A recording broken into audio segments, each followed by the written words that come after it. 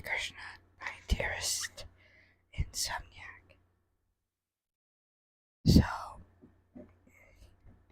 if I start coughing, please forgive me. I do have a cold, but my desire to read about Krishna Book has defeated my desire for sleep, or at least for now. Now let's continue where we left off. The prayer of the Demi-gods to Lord Krishna, at least until the I-equal star kicks in and I start falling asleep. Alright.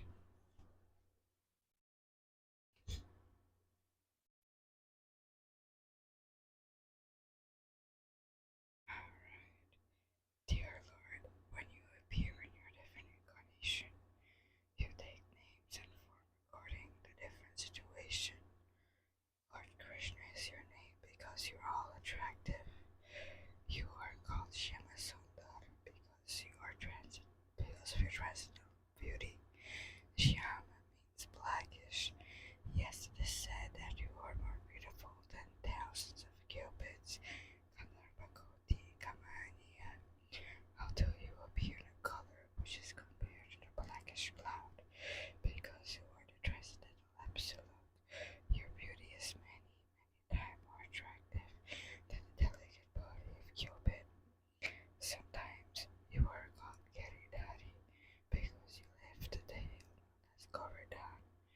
You are sometimes called Nandanandana or Vasudeva or Devaki Nandana because you appear as the son of mothers Nanda or Vasudeva or Devaki.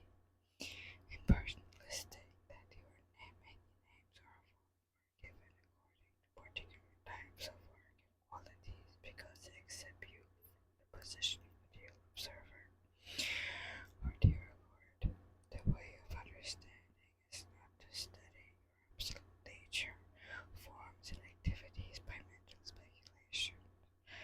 One must engage himself in devotional service, then one can understand your absolute nature and your transcendental qualities.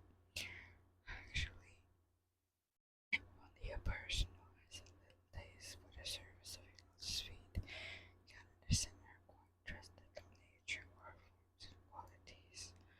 Others may go on speculating for millions of years, but it is not possible for them to understand even a single part of your actual position. In other words, the Supreme Personality of Godhead Krishna cannot be understood by the non-devotees because there is a curtain of Yoga Maya which covers Krishna's actual features, as confirmed in the Bhagavad Gita. Prakasha Sarvasya. The Lord says, I am not exposed to everyone and everyone. When Krishna came, he was actually present in the battlefield of Kurukshetra, and everybody saw him. But not everyone could understand that it was the Supreme Personality of Godhead. Still, everyone who died in this presence attained complete liberation. Material bondage and was transferred to the spiritual sky. The spiritual world. O Lord, the impersonalists or non-devotees cannot understand that your name is identical with your form. The demigod said, since the Lord is absolute, there is no difference between his name and his actual form. In the material world, there is a difference between names, form, and name. The mango fruit is different from the name of the mango. One cannot taste the mango fruit simply by chanting mango, mango, mango. But a devotee who knows that there is no difference between the name of the form of the Lord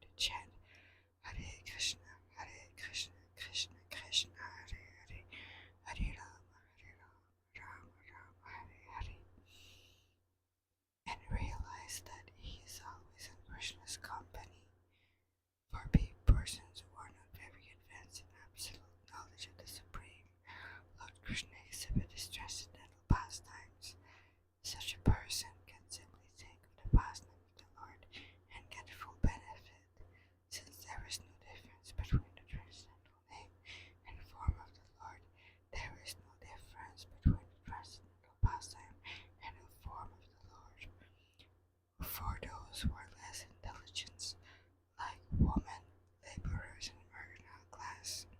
Okay, this is the servant of Nitai-Gauranga speaking. Well, about women being less intelligent, it's not that a woman is less intelligent than a man. It's just that she applies her intelligence differently. Usually a woman think about children, you think about their beauty, their youth, and how to survive, how to get the resources they need. And usually serving God is not on the table anymore. In our temple we're not even a handful of women to serve, but we have more men serving in understood about devotional service. So, wow, it depends where you want to put your intelligence. If you have put your intelligence toward spiritual emancipation, that's very smart. If you still want to be in a material world where that's not smart. But hey, that's just how it goes. And I mean, who am I, right? Who am I to tell you if you're smart or not? I mean, you must have way better life than I have, right? No fear, no anxiety. I know that's me. I have way less fear and anxiety right now. Anyway, please forgive my sass. I am rather tired and sick. So I guess that translates in lack of patience and anyway, you do you. It's not like people will listen to this point anyway.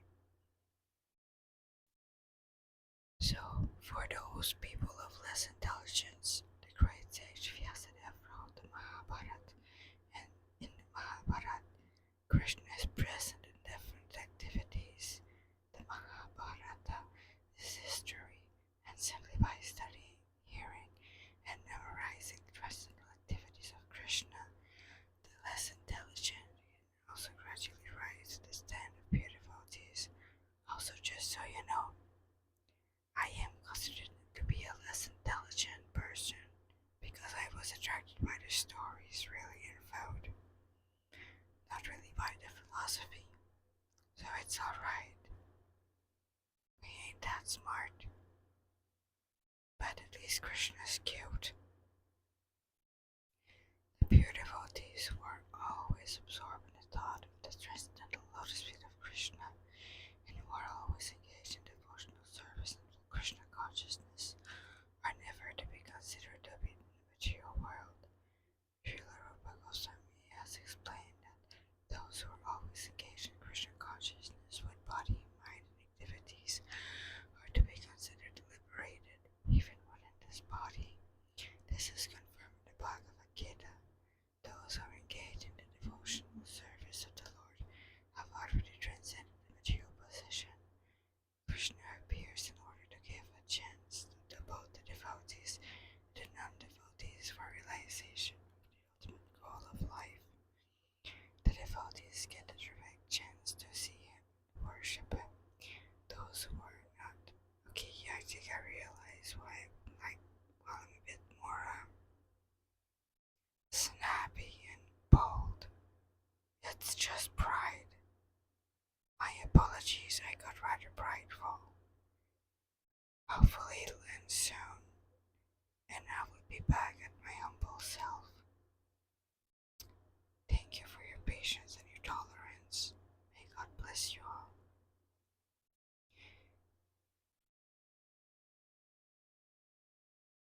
Krishna appears in order to give a chance to both the devotees and the non-devotees to realize the realization of the ultimate goal of life. The devotees get a direct chance to see him and worship him. Those who are not on that platform get the chance to become acquainted with his activities and thus become elevated to the same position. Our dear Lord, or Supreme Controller, when you appear on earth, all the demons like come Jarasandha will be vanquished, and all good fortune will be ushered into this world. When you walk on the globe, your lotus feet will impress on the ground the mark of your soul, that has the flag, the trident, and the thunderbolt. This you will grace both the earth and us on the heavenly planet, who shall see those marks. O dear Lord, the demigods continued, you are unborn, therefore we do not find any reason for your appearance other than your pleasurable pastimes. Although the reason for the appearance of the Lord is stated in the Bhagavad Gita. I don't know how to say that. It's not the curly praise. Quote, he descends just to give protection to the devotees and vanquish non-devotees. End quote. Actually, he descends for his pleasure meeting with a devotee, not really to vanquish non-devotees.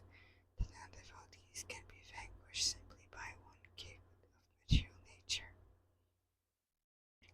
Yes, non-devotees, they think, I have conquered winter, I have conquered the ocean, I have conquered the tundra, I have conquered this, I have conquered that, and the next thing you know, I have conquered the forest.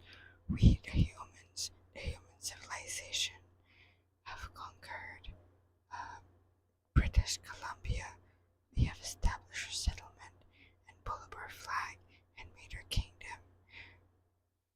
And nature will never be able to take us over. And then what happened? Forest fires. Forest fires that nobody can control. Not even with all the all of the firefighters. Not with all the water that they can pump. Nothing. They can only wait for rain or for it to stop. You are always at the mercy of something bigger than you. And Mother Nature is God's wife. So if you want the wife to stop beating you, you go to the husband. But of course, those people tend to think that, oh, they can fight, they be strong. Not in that case.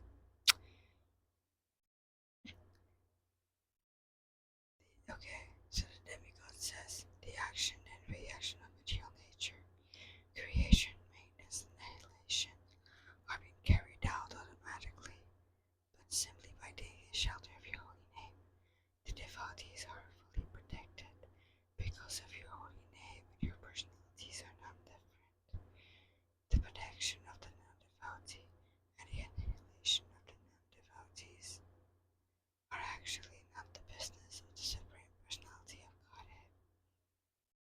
Okay, so the protection of the devotees and the annihilation of the non-devotees are actually not the business of the Supreme Personality of Godhead.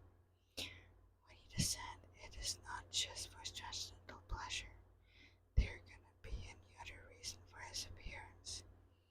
Our dear Lord, you are appearing as the best of the Yadu dynasty, and we are offering our respectful humble obeisances under your lotus feet. Before this appearance, you also appeared as the fish incarnation, as the horse incarnation, as the tortoise incarnation, as the half and half lion incarnation. See, I told you God was a furry. As a boar incarnation, as a swan incarnation, as King Ramachandra, as Parashurama, and as many other incarnations.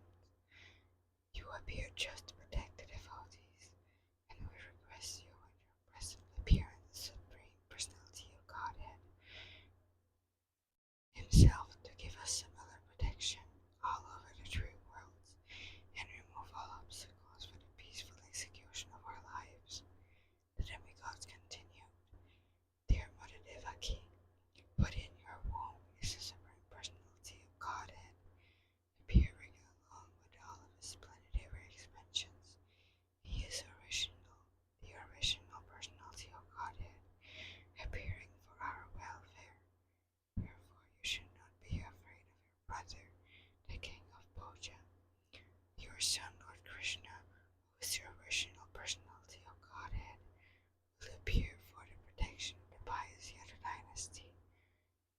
disappearing not alone, but accompanied by his immediate auxiliary portion, Baladev. Devaki was very much afraid of her brother Kamsa because he had already killed so many of her children. So, when she was very anxious about Krishna and the Vishnu Purana, it is stated that in order to pacify Devaki, all the demigods, along with their wives, used to visit to her and encourage her not to be afraid that her son would be killed by Kamsa.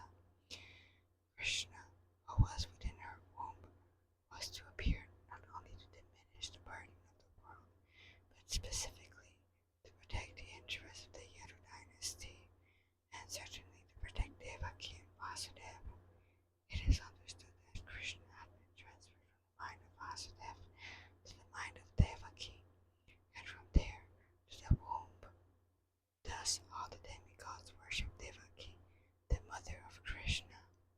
After thus worshipping the transcendental form of the Lord, all the demigods with Lord Brahma and Lord Shiva placed in front departed to their heavenly abode.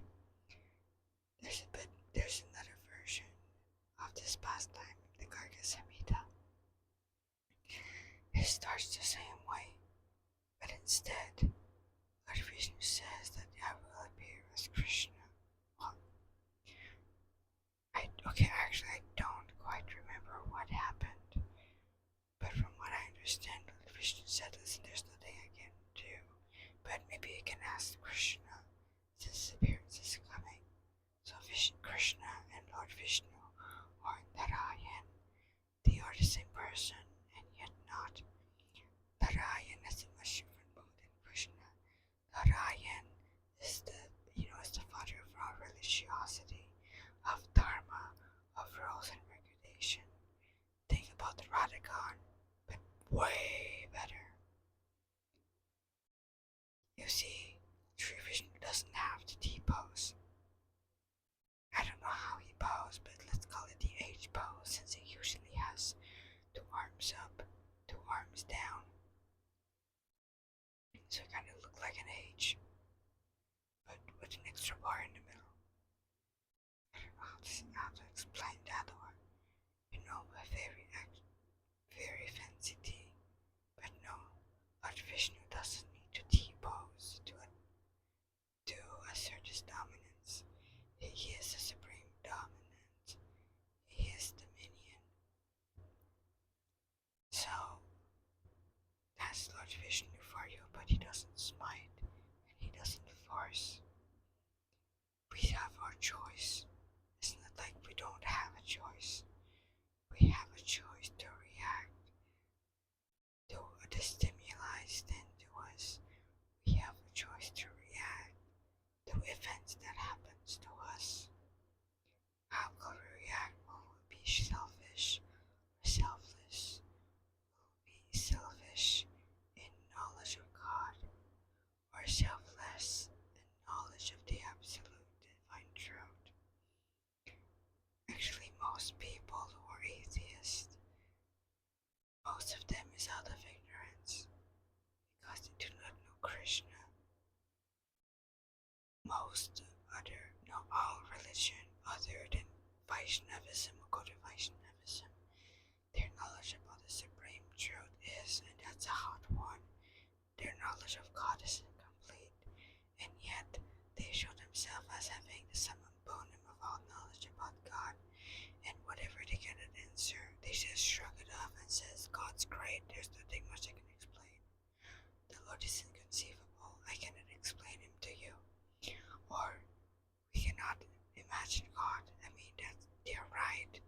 But at the same time, when the Lord has revealed himself, the Lord has showed himself numerous times. The last time was 500 years ago. King Padabharudravodisa had commissioned a painting of God when he was a sannyasi in Jagannath Puri. This was the time where the Lord was completely bald, had completely shaved. He was in the mood of a renunciant monk. Ironically, and pretty funnily enough,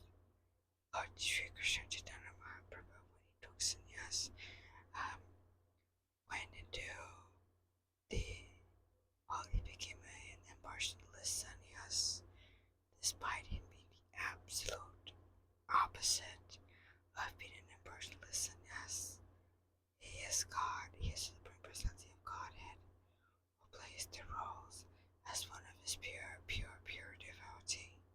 He cries for himself. He serves his own servant. He massages the lotus feet of his own servants.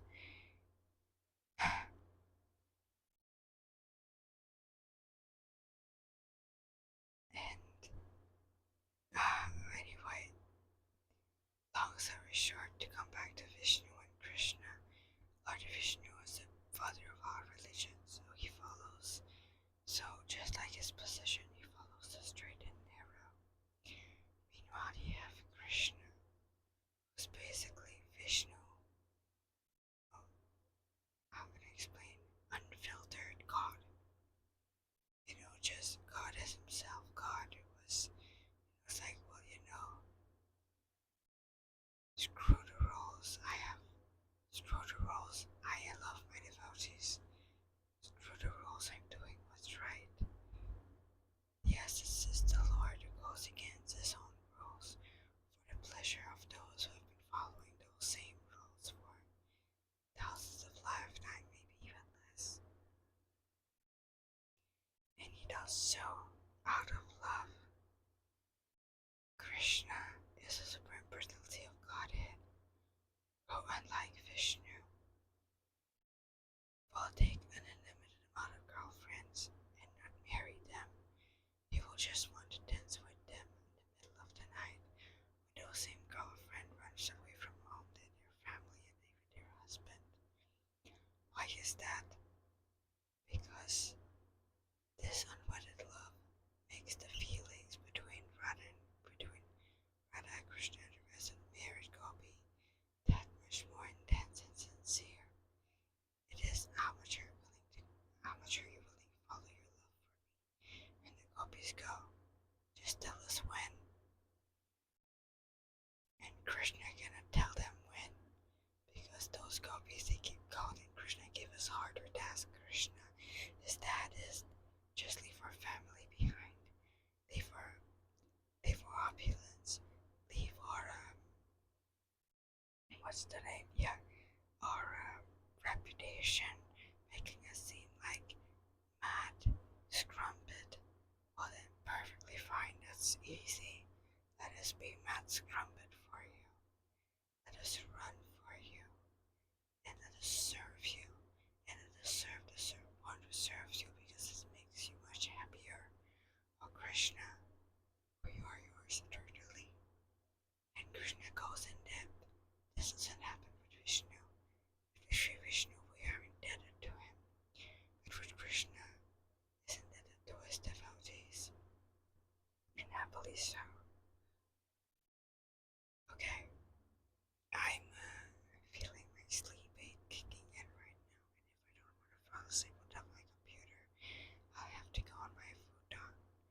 So a bit more on a topic about female intentions, which in the Bhagavad Gita, Krishna says that of the feminine trait, he is intelligent. So yes, words are very intelligent, but intelligence is a power, and depending on how you apply it, it can be for selfish reason or selfless reasons.